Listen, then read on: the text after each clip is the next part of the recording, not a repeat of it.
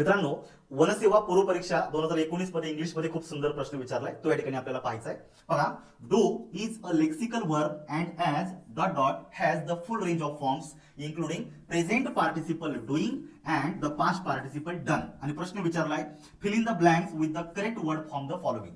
तर मित्रांनो, इथे तुम्हाला विचारलंय की डूचं असे कोणकोणते फंक्शन आहेत का त्या फंक्शन मध्ये डूचा वापर तुम्ही आयएनजी युक्त रूपात करू शकता किंवा तुम्ही तिसऱ्या रूपातही करू शकता. त्याचा एक वापर या ठिकाणी दिलेला आहे, लेक्सिकल वर्ब. लेक्सिकल वर्ब म्हणजेच मेन वर्ब. मग मेन वर्बच्या व्यतिरिक्त डूचं असं कोणतं फंक्शन आहे का तिथे तुम्हाला क्रियापद आयएनजी युक्त रूपामध्ये किंवा तिसऱ्या रूपात वापरता येतो. हे चार पर्याय दिलेले ते तुम्ही पाहून घ्या. इथे 2 नंबरचा पर्याय दिलाय मेन वर्ब. इथे ऑलरेडी लेक्सिकल वर्ब म्हणजेच मेन वर्ब, त्यामुळे तो रिपीट होणार नाही. मॉडेल सुद्धा उत्तरात येणार नाही, कारण मॉडेल वर्ब जे असतं ते नेहमी मूळ रूपात असतं आणि ते इतर म्हणजे आयएनजी ईडी वगैरे फॉर्म कधीच वापरत नाही.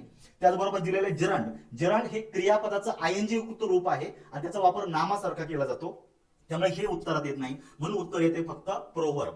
मित्रांनो, जसं प्रोनाउन आहे, नामाऐवजी वापरणारा शब्द प्रोनाउन, तसा प्रोव्हर्ब आहे. तुमच्या वाक्यात जे मेन क्रियापद असतं, मेन व्हर्ब असतं, त्याची पुनरावृत्ती टाळण्यासाठी पुढे वाक्यामध्ये काळानुसार डूचं रूप वापरावं लागतं. त्याला प्रोव्हर्ब असं बोललं जातं. या संदर्भात छोटीशी माहिती या ठिकाणी पाहून घ्या. डू हे जे क्रियापद आहे याचे 3 रूप आहेत, डू, डज आणि डीड. तर हे वेगवेगळ्या प्रकारचे फंक्शन करतात. त्यातला एक पहिलं फंक्शन ऑक्झिलरी वर्ब सर्वांनाच माहिती आहे, I don't know, she didn't live there.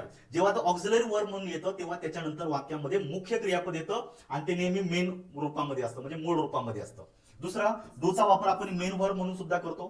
जेव्हा डूचं रूप वाक्यात मुख्य क्रियापद म्हणून येतं ते नेहमी एकटं येतं, म्हणजे त्याच्यानंतर हेल्प मेन वर्ब येत नाही, कारण ते स्वतः मेन वर्ब असतं. जसं दिलेलं आहे, she did a lovely painting. Did हे एकच मेन वर्ब आहे, त्यामुळे याला आपण लेक्सिकल वर्ब म्हणतो. There is nothing we can do. Can हे मॉडल ऑक्झिलरी आहे, त्याच्यानंतर नेहमी क्रियापद हे मूळ रूपात येतं, त्यामुळे डू हा झाला लेक्सिकल वर्ब म्हणजेच मेन वर्ब. हे 2 फंक्शन सर्वांना माहिती आहे.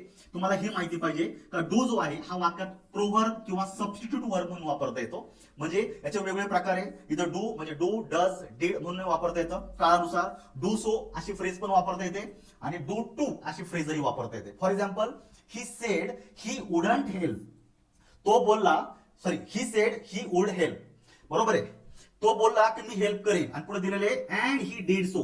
तर मेन वाक्यामध्ये वुड हेल्प या क्रियापदाला रिप्लेस करण्यासाठी काय वापरलेलं आहे, डिड वापरलेले. दुसऱ्या वाक्यामध्ये she sings better than I do. तर सिंग्स हे क्रियापद या ठिकाणी पण यायला पाहिजे, त्याची पुनरावृत्ती टाळण्यासाठी काळानुसार डूचा वापर केलाय.